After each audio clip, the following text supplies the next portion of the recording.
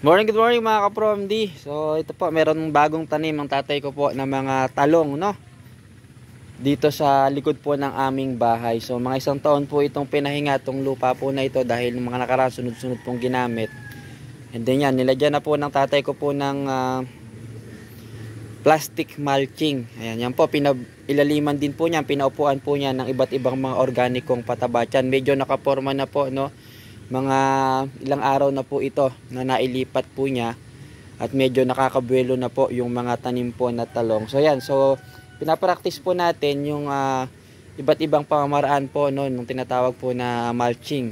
So minsan mayroon tayong gusto mo organic, pwede kang gumamit ng palapa ng nyug, ng dayami.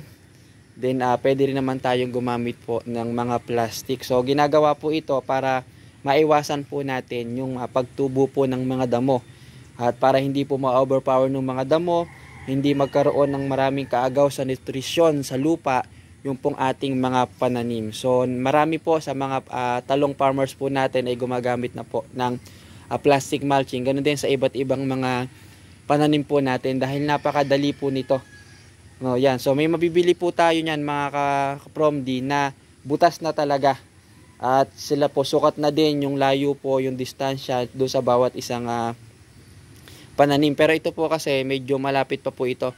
Itong medyo dikit po itong tanim po ng tatay. Pero dahil maliit lang po yung lupa po dito sa may likod ng bahay namin, so minamaximize lang po niya.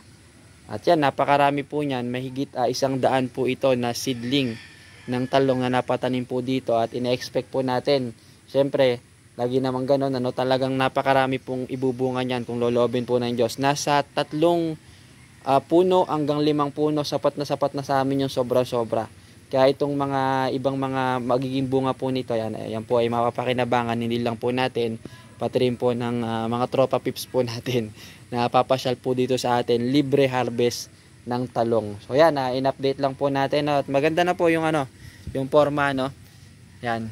Hindi ko alam kung nalagyan na po ito ng tatay. Pagka ganito, minsan sinusuportahan na din natin agad ng 1 week after po nating matransplant. Kapag ganyan na siya, mga 4 days to 1 week, pwede mo na siyang budburan ng urea para mas ma-boost siya. Yung urea po kasi sagana yan sa nitrogen, no? Para ma-boost yung mga bagong tanim po natin na seedling at agad po siyang gumarbo, no? Agad po siyang makabuelo at gumanda.